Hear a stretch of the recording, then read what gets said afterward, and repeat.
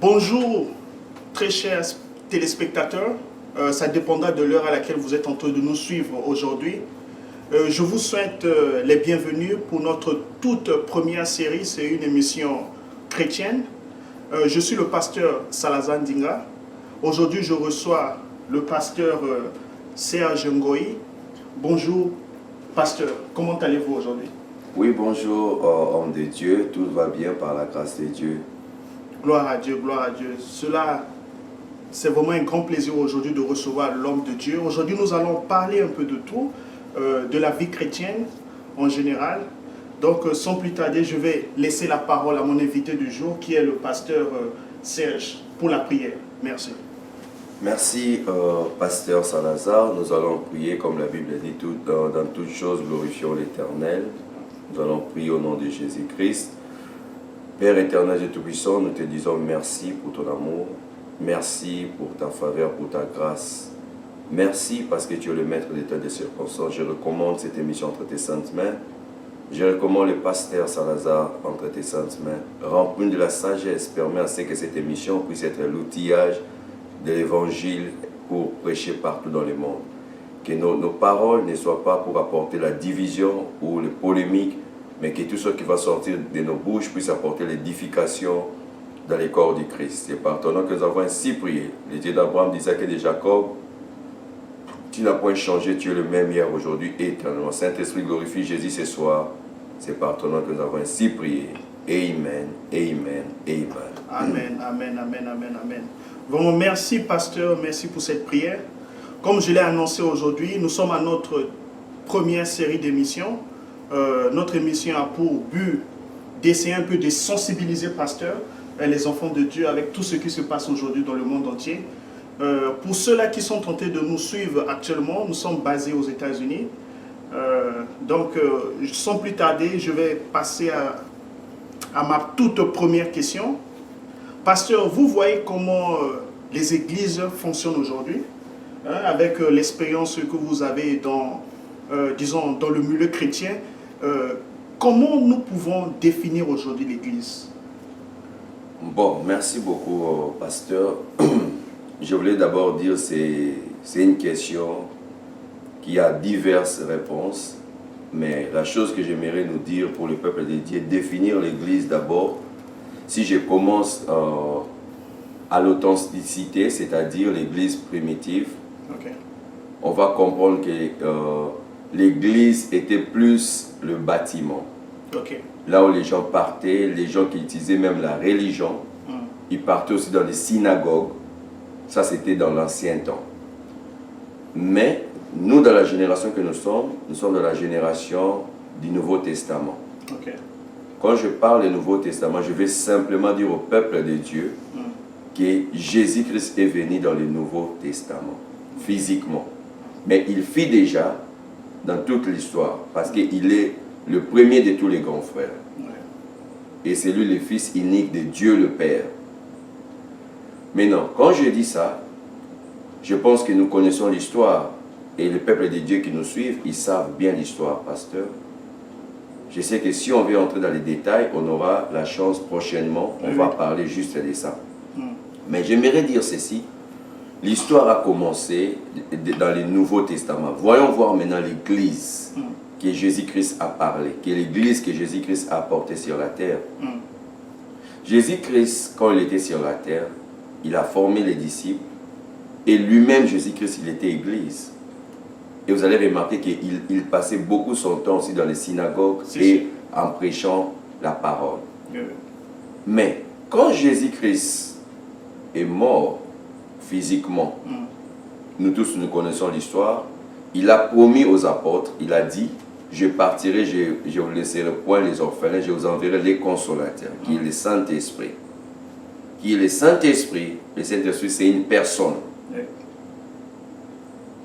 Et le Saint-Esprit était venu pour continuer la mission de l'Église.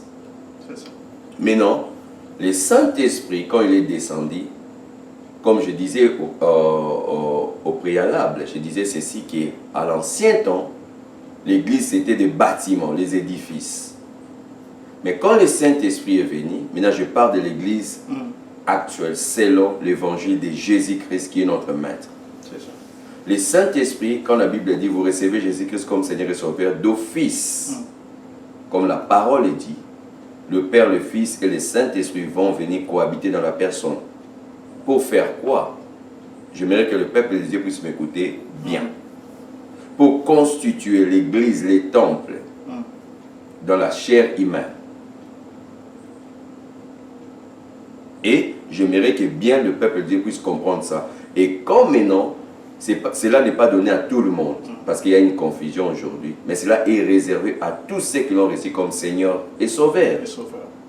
Et d'office, après le baptême, le Saint-Esprit va venir et l'Église commence. Donc la personne qui a reçu Jésus-Christ comme Seigneur et Sauveur, quand il a tous ces trois personnages en lui, les personnages spirituels, Dieu le Père, le Fils et le Saint-Esprit, il constitue l'Église. Mais non, après cela, il y a l'Église. Selon ce que l'évangile de Jésus-Christ, nous avons trouvé ça chez les apôtres. Oui. Les apôtres étaient toujours dans l'église comme Jésus quand il était physiquement.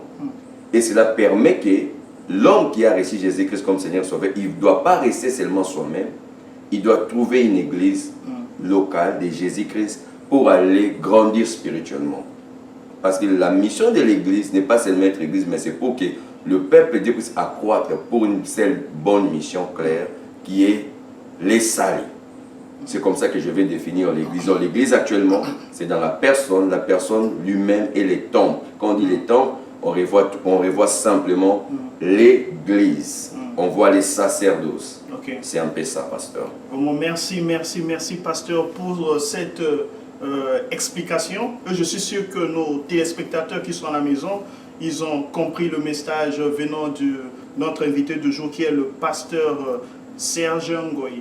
Donc, ce qui m'amène aussi à vous poser, pasteur, si vous me le permettez, une seconde question, parce que nous voyons comment les enfants de Dieu se comportent aujourd'hui.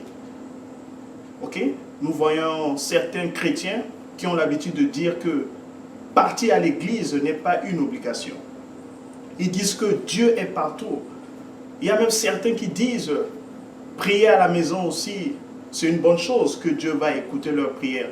Et puis, lorsque nous écoutons ces enfants de Dieu, ils disent que ce n'est pas une obligation et puis ils ne voient pas vraiment l'importance d'aller à l'église pour prier. Qu'en pensez-vous par rapport à cette affirmation venant des enfants de Dieu? Bon, je dirais ceci, pasteur. Le problème, ce n'est pas seulement ces enfants de Dieu. Mais souvenons-nous d'une chose. Jésus-Christ, quand il est venu, il a dit, je suis venu pour les brebis égarées d'Israël. Nous sommes Israélites par la foi. Parce que Jésus-Christ a dit, pour tous ceux qui l'ont reçu comme Seigneur et Sauveur, ils sont devenus enfants de Dieu. Si. Aujourd'hui, nous avons des types de l'évangile. Il y a l'évangile concentré à l'être humain. Et il y a l'évangile pur de Jésus-Christ qui nous a amenés ici pour les salis. Oui. Maintenant, ma question est celle-ci. Je sais que l'émission vous appartient, je n'ai pas le droit de vous poser des questions, mais je parle quand même au peuple de Dieu qui me suivent. La question est celle-ci que le peuple de Dieu doit se demander. Devons-nous suivre l'évangile concentré selon l'homme ou bien devons-nous suivre l'évangile de Jésus-Christ qui est la parole de Dieu, qui est Jésus-Christ lui-même qui est la parole de Dieu, qui s'est fait chair? Ça, c'est la question d'abord. Maintenant, pour répondre à cette question, vous savez, je vais vous dire une chose, homme de Dieu. Satan est malin, il est risé. Qu'est-ce que Satan fait? Satan entre toujours dans l'être humain pour opérer ce qu'il veut faire. Mais, en entre-temps, Dieu n'est pas dans la foule.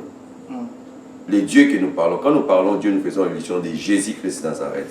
Amen. Parce que Jésus a dit, celui qui a vu le Fils a vu le Père.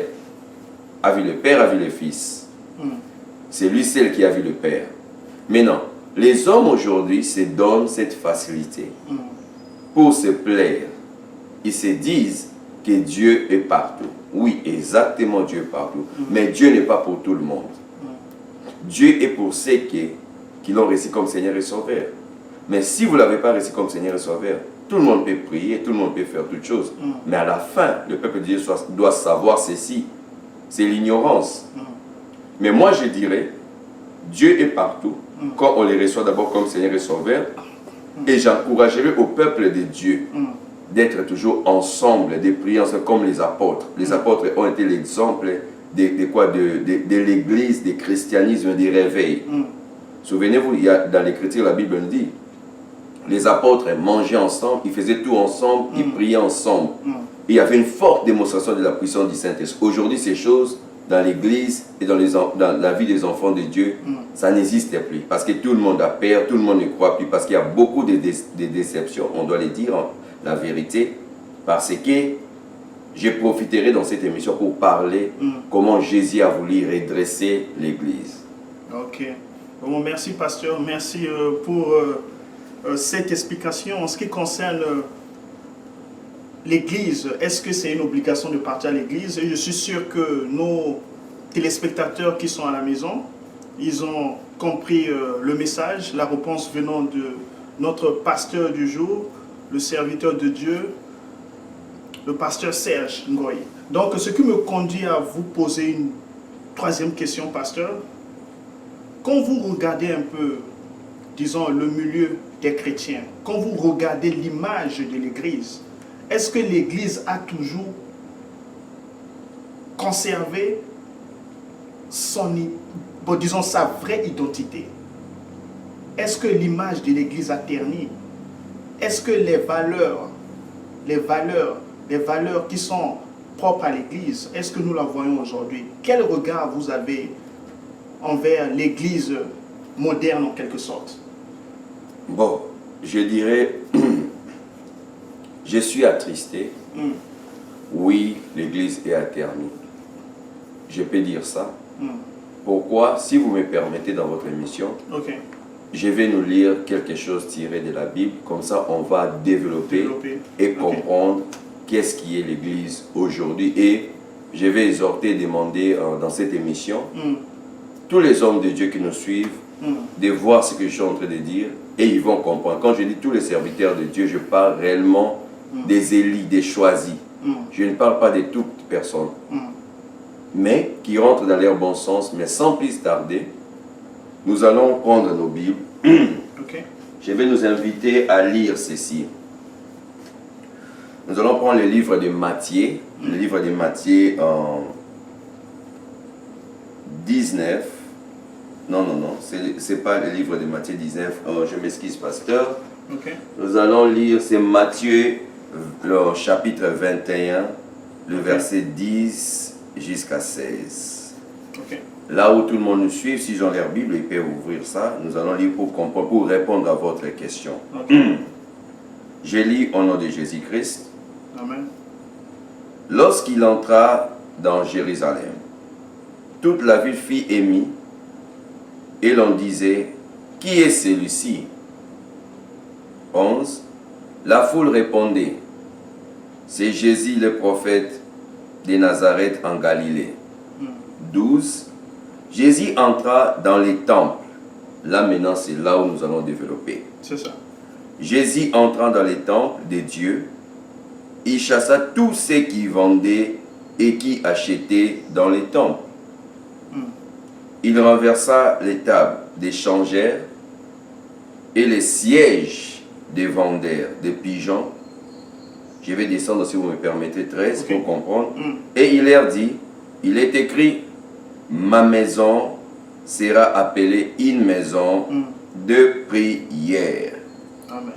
Mais vous, vous en faites une caverne de voleurs. Arrêtons-nous d'abord là-bas. Pasteur, je pense que l'Écriture est claire, l'Écriture parle d'elle-même.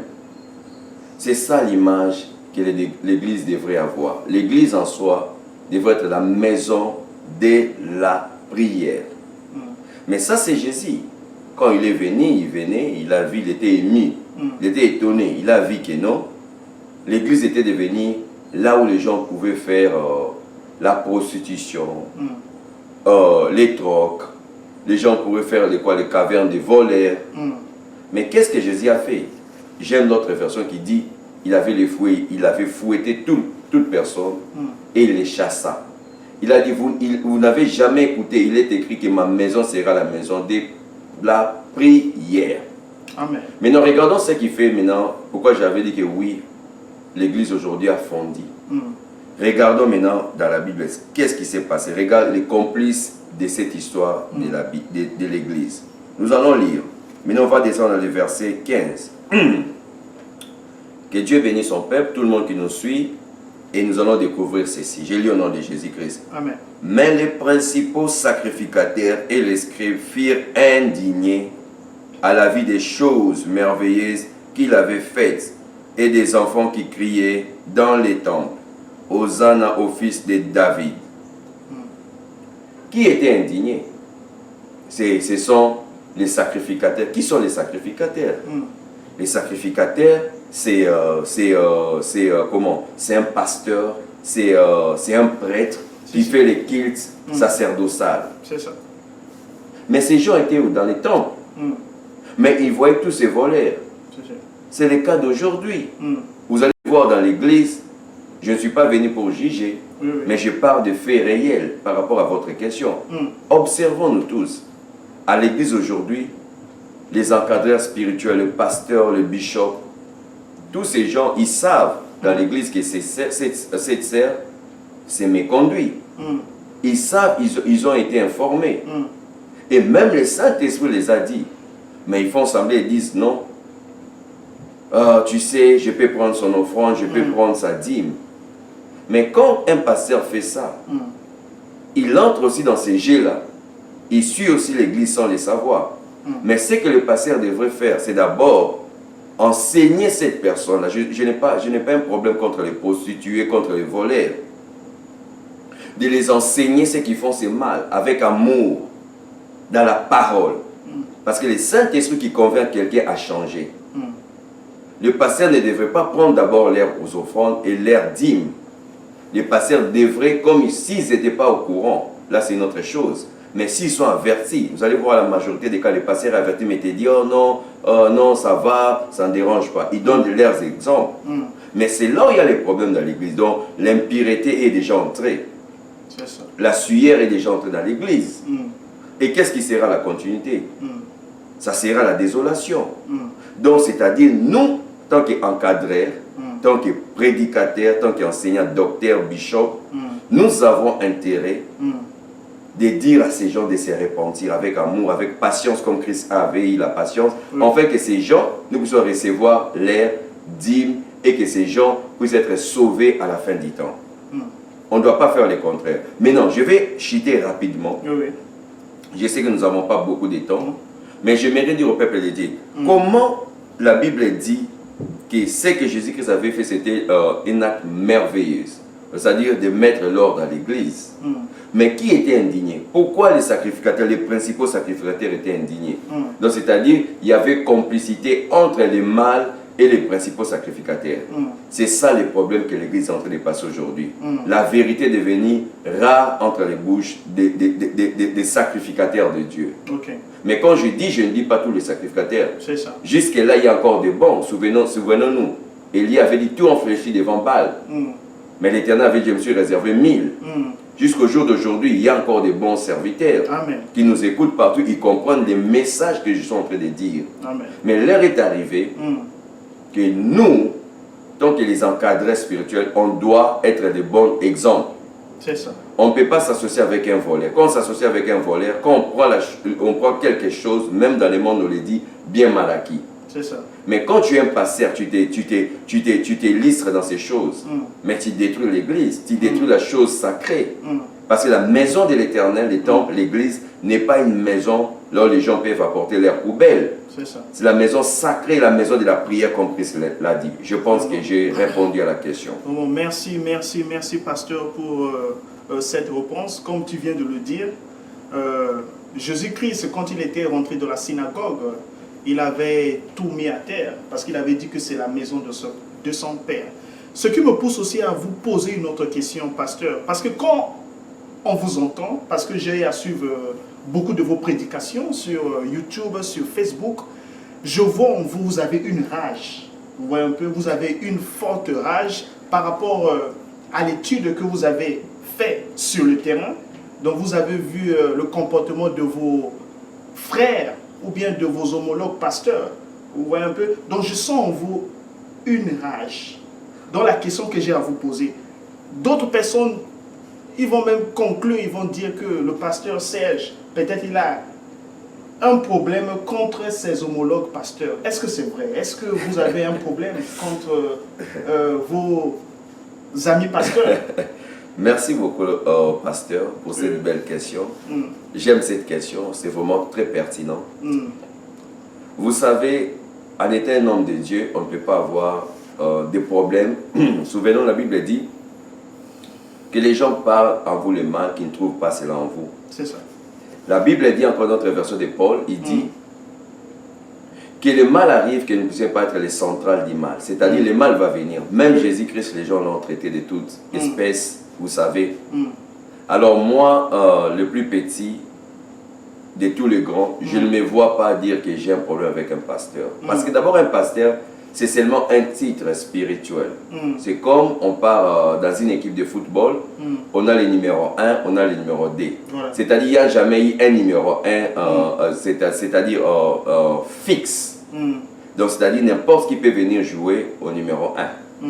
C'est aussi le spirituel. Voilà. Nous avons le pasteur, nous avons les docteurs, nous avons le berger, nous avons les évangélistes, nous avons les apôtres, nous avons les prophètes, nous avons tout ce qu'on peut dire. C'est ça. Moi, avoir les problèmes avec mes collègues, c'est pas ce que l'évangile nous dit. Mais plutôt, je cherche à réveiller. Vous savez, aujourd'hui, l'Église est en train d'être déroutée.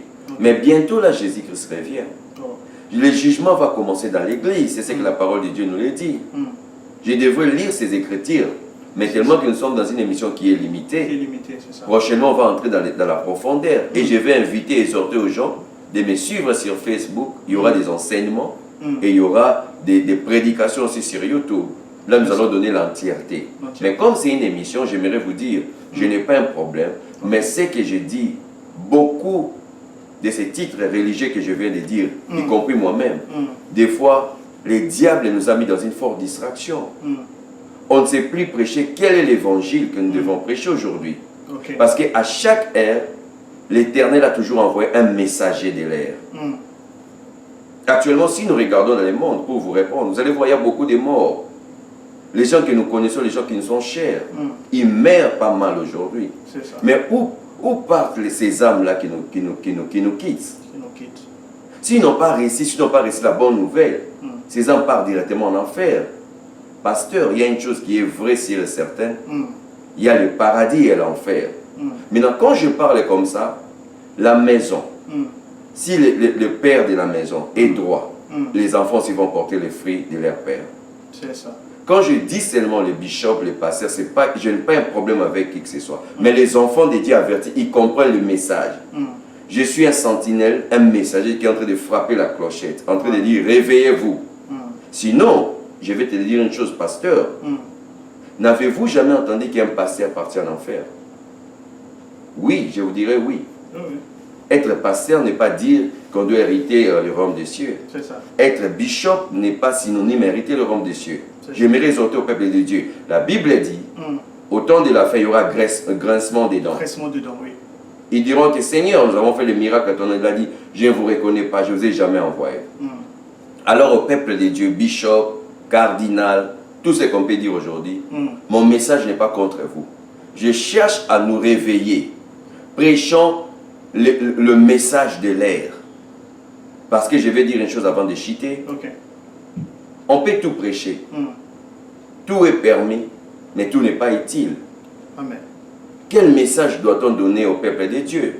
Moi, je pense, si on regarde tout ce qui se passe aujourd'hui, pasteur, on doit prêcher comme Jésus-Christ. Et on doit prêcher comme les apôtres. Quand je dis prêcher comme Jésus-Christ, c'est quoi? Jean-Baptiste avait commencé. Répentez-vous, car le royaume des cieux est proche. Jésus-Christ est venu, il a prêché aussi. Répentez-vous, car le royaume des cieux est proche. Les apôtres ont commencé, Philippe, Pierre, ils ont commencé. Répentez-vous, car le royaume des cieux est proche. C'est-à-dire, le royaume des cieux est plus précieux que tous les héritages de ce monde. C'est pour cela que je cherche à réveiller mes collègues. Et les pastorats, c'est seulement un titre. Tout le monde peut l'avoir. Les bishops, c'est un titre.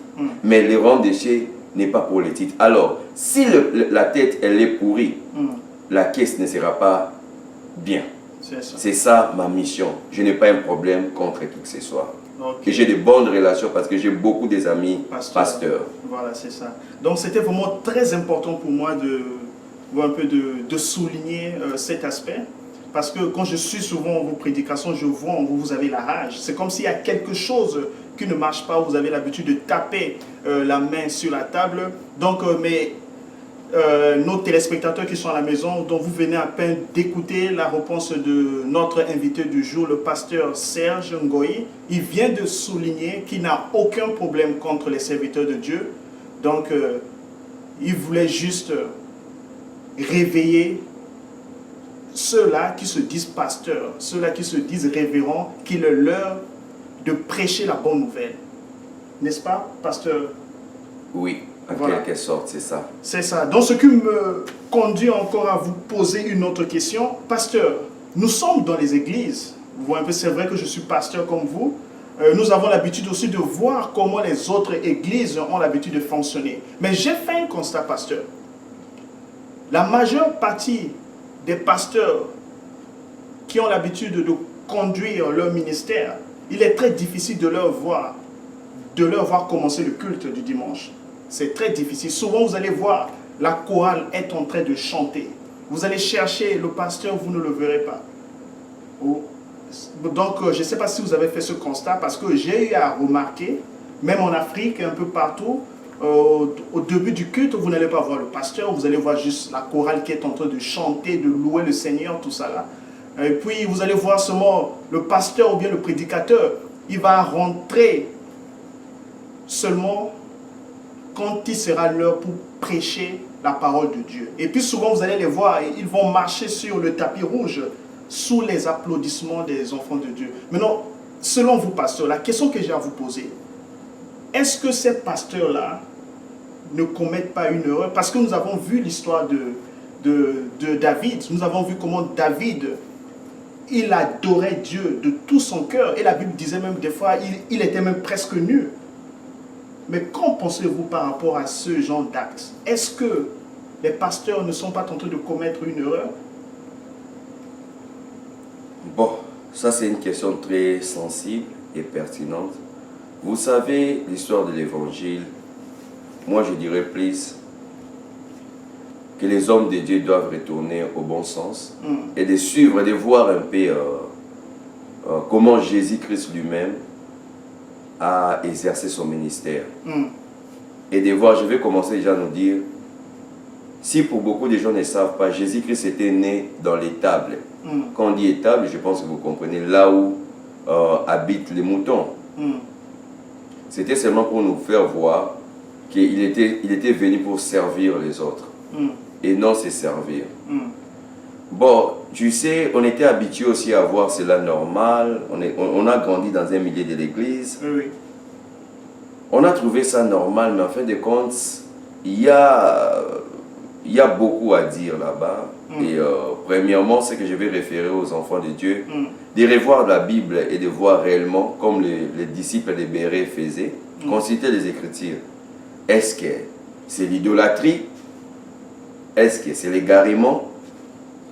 Est-ce que c'est nécessaire? Est-ce que? Donc il y a beaucoup de est-ce que, mais je dirais plus, pour répondre à cela, il faut bien sonder les Écritures et suivre l'exemple de Jésus-Christ. Parce que, vous savez, des fois, le diable, qu'est-ce qu'il fait? Il a voulu dire à Jésus, après quand Jésus a jeûné 40 jours, il a dit, si seulement tu t'agenouilles, viens voir. Il a amené Jésus en esprit, il lui a amené là-bas, en disant que si tu t'agenouilles, je vais te donner la gloire de ce monde. Mais cela doit interpeller aux pasteurs et aux enfants de Dieu. Jésus avait refusé ça. Pourquoi? Parce que Jésus sait qu'il ne devait pas être adoré comme ça. Il n'avait pas besoin de chercher toutes ces choses. Il savait toujours que le Fils devrait être glorifié par le Père. Et Jésus n'avait pas beaucoup parlé, il a parlé beaucoup du Père. Et c'est le Père qui l'a glorifié. Des fois, ce genre de choses, beaucoup des enfants de Dieu, beaucoup de ces pasteurs, ce sont réellement des appelés aussi. Mais on dit maintenant c'est le style. Mais qui a porté ces styles-là? Moi, je sais que Jésus-Christ, quand il était entré, les jours des sabbats, on avait étalé les pagnes. Et il est entré avec l'âne. Mais le cas de Jésus, c'était une autre histoire. On ne doit pas nous comparer avec Jésus parce qu'il n'y a aucun prophète qui est plus puissant que Jésus. Tout ce que Jésus avait fait était parfait. Mais je dirais plus, il faut faire très attention. Parce que Dieu, il n'aime pas les idoles. Je dirais aux enfants de Dieu de revoir ça, ce n'est pas vraiment quelque chose de bien de faire. Et quand on parle de la louange, la Bible dit, louer c'est prier des fois. Mais quand vous êtes serviteur de Dieu, vous devrez être exemplaire, vous devrez être là. Jésus-Christ était toujours accompagné avec ses disciples. Quand il prêchait, ses disciples étaient là. Ils étaient au même moment. Mais je ne sais pas d'où vient cet évangile. Moi aussi, j'ai constaté ça. Mais je dirais, prenons garde de revoir si c'est important. Mais je sais qu'un homme de Dieu doit être humble. Mais ces choses te poussent à vouloir la gloire. Et les gens vont te mettre dans un rang de commencer à t'adorer et carrément tu as les problèmes avec Dieu. C'est ce que je peux répondre, mais je trouve que c'est pratique. Si ce n'est pas dans la Bible, je dirais que ce n'est pas un bon pratique. Mais un homme de Dieu doit être toujours à l'air au service. C'est ce que je dirais. Ok, je vois, c'est ça. Donc voilà, c'était une question vraiment qui me tenait vraiment à cœur. Il fallait vous poser cette question, pasteur, parce que lorsque nous partons dans les églises, il est très difficile de voir le pasteur d'une église en train de chanter avec les chantres de la chorale. Vous voyez un peu? Nous savons que chanter, c'est prier deux fois. Parce que nous lisons la Bible aussi. Même la Bible dit qu'au ciel, ce que les anges font, ils ne font que chanter. Vous voyez un peu? Donc, de par mon expérience personnelle, j'ai constaté que un peu, beaucoup de pasteurs aujourd'hui, c'est comme s'ils ont l'habitude de sous-estimer l'adoration. Vous voyez un peu? Adorer le Seigneur dès le départ, c'est comme si tu es en train de t'échauffer. Vous voyez un peu? Parce que c'est ça qui va te permettre afin que tu puisses te connecter avec ton Dieu. Donc l'adoration, elle est très importante. Et puis, pasteur, qu'est-ce que vous en pensez? Parce qu'aujourd'hui, vous allez voir, les pasteurs aujourd'hui, dans des églises, il est même très difficile de voir même un pasteur en train de chanter, disons, de chanter puis de danser pour son Dieu. Vous voyez un peu? On voit les pasteurs qui sont sérieux. Donc, vous voyez un peu? Donc, lorsque nous partons dans les églises, même les enfants de Dieu, quand ils partent dans les églises, ils sont très sérieux. Comme si c'était des personnes qui ne savaient même pas danser. Mais lorsque vous partez dans les boîtes de nuit, vous allez voir qu'en réalité, c'était des grands danseurs. Que ce soit les fidèles de l'église et même les pasteurs aussi. Mais pour faire quelques pas de danse, ça devient un problème, même pour le serviteur de Dieu. Qu'est-ce que vous en pensez, pasteur? Bon, moi je dirais ceci. Waouh, ça ce sont des questions très pertinentes, pasteur. Merci pour ces questions. Et je comprends que vous faites une bonne lecture et une bonne observation à l'église. Vous savez, aujourd'hui, il y a des influences qui sont entrées à l'église. Mais d'où viennent ces influences? Je ne sais quoi vous dire. Si ce n'est que je peux dire, c'est le diable, le risé qui amène ça dans les églises. Même les anges qui voient Dieu permanent. Parce qu'il y a les anges qui sont avec Dieu, qui connaissent Dieu. Mais nous, on n'a pas encore vu Dieu comme ça. On les voit au travers beaucoup des attributions, mais personnellement, les anges connaissent Dieu. Et ils chantent, ils adorent pour lui. Mais nous ne sommes que des êtres humains. Mais le titre de pastorat, donc c'est un titre. Mais si on n'arrive pas à chanter, comme moi là, moi je danse pour lui, mais malgré que je ne sais pas danser, mais je danse quand même pour mon Dieu. David l'a fait, il a dansé. C'est ça. Mais non, le problème c'est quoi? C'est un style qui est venu, que les gens se disent, quand je suis devant les enfants de Dieu, je dois me comporter comme ça, comme ça. Mais si le pasteur voit bien les Écritures, ils vont comprendre que beaucoup, ils se sont mis au rang des scribes et des pharisiens. Ils aimaient les premières places et se mettre là en s'habillant, c'est-à-dire la tête couverte jusqu'aux pieds. Observer toute chose. Mais je dirais que si le pasteur font ça, c'est vraiment une grande erreur. Parce que nous tous, on doit les louer. La Bible dit, tous ceux qui respirent louent l'Éternel. On loue l'Éternel comment? Dans les danses, et dans la joie, et dans les chants. C'est ça. Ça, c'est vrai. Je dirais aux hommes de Dieu de revoir ça. Et plus quand l'homme de Dieu est déjà là, comme vous venez de dire vous-même, c'est comme un joueur de football. Quand il part, il s'échauffe. Il s'échauffe. Voilà. Il s'échauffe et le Saint-Esprit descend encore puissamment. C'est ça. Donc ma réponse est celle-là. Je ne sais pas si le peuple de Dieu va comprendre ça et que je n'agrée pas avec ce genre d'attitude. Donc le pasteur, c'est un exemple. Il doit être là à temps à l'église et assister et voir comment le culte est en train de se dérouler. Je pense que c'est ça, pasteur. C'est ça. Bon, merci. Merci, pasteur Serge, pour vos éclaircissements sur mes questions du jour. Nous tendons vers la fin. Je sais qu'il y a beaucoup de nos téléspectateurs qui sont branchés. Ils étaient en attente de cette émission. On rend gloire à Dieu. Maintenant, j'ai une toute dernière question à vous poser, pasteur. Nous regardons beaucoup des églises aujourd'hui. Vous voyez? Donc, vous allez rentrer dans des églises, mais vous allez constater que dans beaucoup d'églises aujourd'hui, ils mettent plus l'accent sur la prédication. Vous voyez un peu? Ils mettent plus l'accent sur la prédication. Mais la vie de prière, dans les églises aujourd'hui, c'est vraiment réduit à la baisse. Donc, les serviteurs de Dieu n'ont plus une vie de prière. Même les fidèles de l'église aussi n'ont plus une vie de prière. Or, nous avons lu la Bible, même Jésus-Christ, avant de repartir chez son Père, il nous a laissé une seule chose.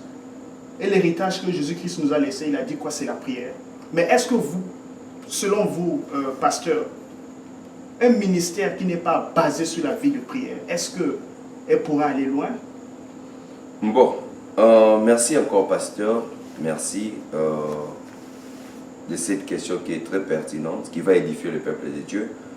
J'aimerais d'abord nous référer, je ne vais pas être long, je vais retourner dans le livre de Matthieu, le chapitre 21, et je vais lire le verset 13. Je lis ça, c'est Jésus qui dit. Je lis au nom de Jésus-Christ.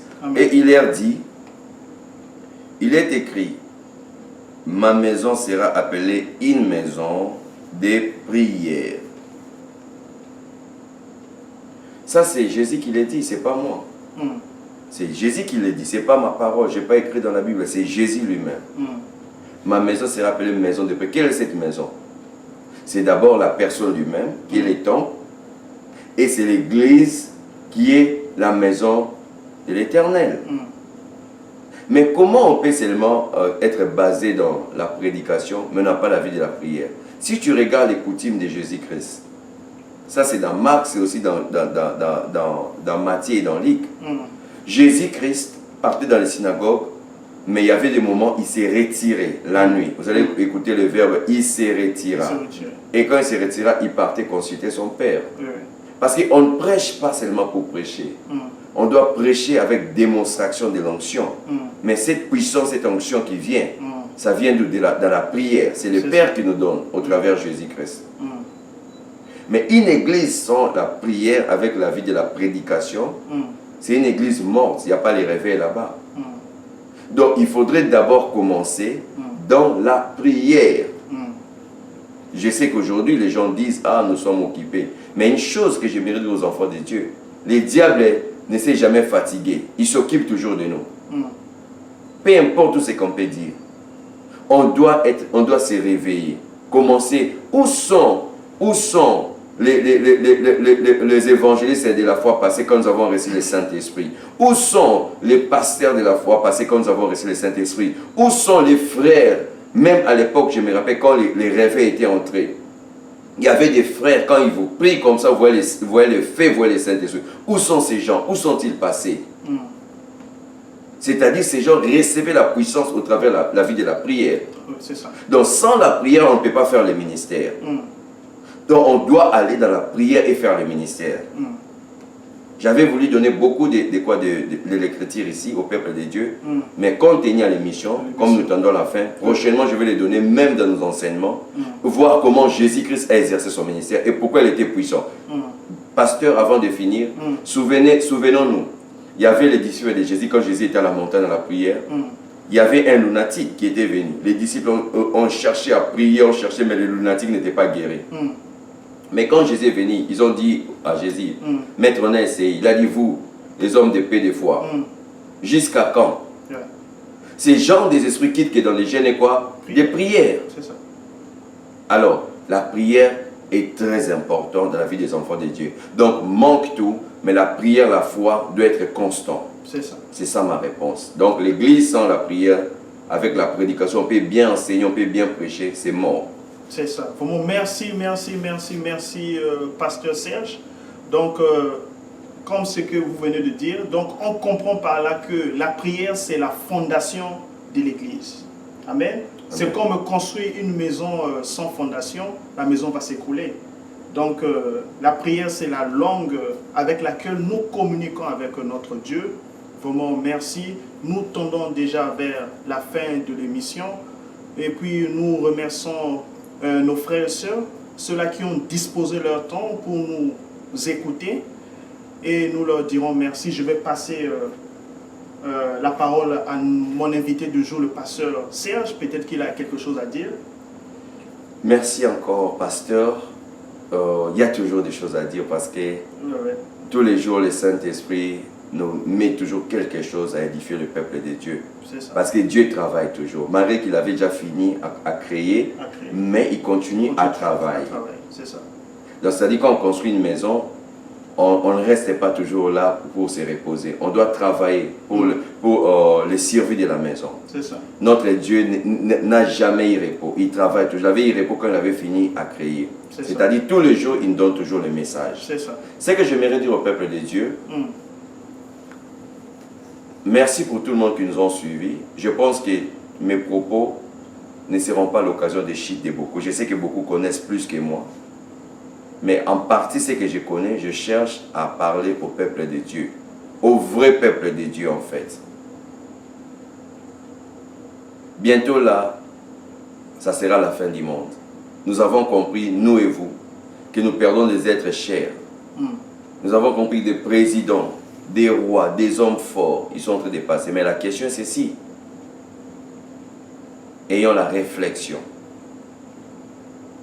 Tout est permis, mais tout n'est pas utile. J'encouragerai aux hommes de Dieu de retourner dans la prière, dans la vie de la prière. Ça va faire que les Saint-Esprit puissent redonner encore la seconde gloire. Et quand les hommes de Dieu vont se réveiller, les réveils vont rentrer encore dans l'église. Et je vais dire aux hommes de Dieu de soutenir les démunis, d'aider les enfants qui en manquent, de soutenir le veuve, de faire ce que Jésus-Christ avait dit de faire. Que Dieu bénisse cette émission. Merci, pasteur. Amen. Merci de m'avoir reçu dans votre émission. Gloire au Seigneur. Que Dieu vous donne encore beaucoup de la sagesse et que cette émission puisse être l'outil de l'évangile pour édifier le peuple de Dieu. Vraiment, amen. Merci beaucoup, pasteur. Amen. Que Dieu vous bénisse. Merci. Et je ne vais pas oublier de m'adresser à nos téléspectateurs. Je vous invite de partager au maximum cette émission. Il faut les partager dans les réseaux sociaux. Et ça aussi, c'est une manière aussi d'évangéliser. Amen. Quand vous partagez une émission chrétienne, vous êtes en train déjà de participer à l'évangélisation. Ok, ne croyez pas tenir le micro et puis prêcher devant l'église. C'est seulement ça qui signifie servir le Seigneur. Amen. Parce que nous connaissons aujourd'hui, nous connaissons beaucoup, il y a beaucoup d'enfants de Dieu aujourd'hui, ils ont l'habitude de publier les émissions qui n'honorent pas notre Seigneur, qui ne glorifient pas le Seigneur. Donc l'exercice que je vous ai donné ce soir, vous allez participer à l'évangélisation de cette émission en publiant le lien de cette émission dans beaucoup de forums ou bien dans des sites que vous avez l'habitude de visiter. Et ça sera pour la gloire de Dieu. Et Dieu ne va pas hésiter pour vous bénir. Nous voici maintenant à la fin de l'émission. Je dis merci à nos frères et sœurs, ceux-là qui ont disposé leur temps pour nous suivre. Que Dieu vous bénisse. Et puis nous allons nous revoir à notre prochaine édition. Amen. Amen. Merci, pasteur, que Dieu vous bénisse. Merci. Et que Dieu bénisse le peuple de Dieu. Au nom de Jésus-Christ de Nazareth. Amen. Amen.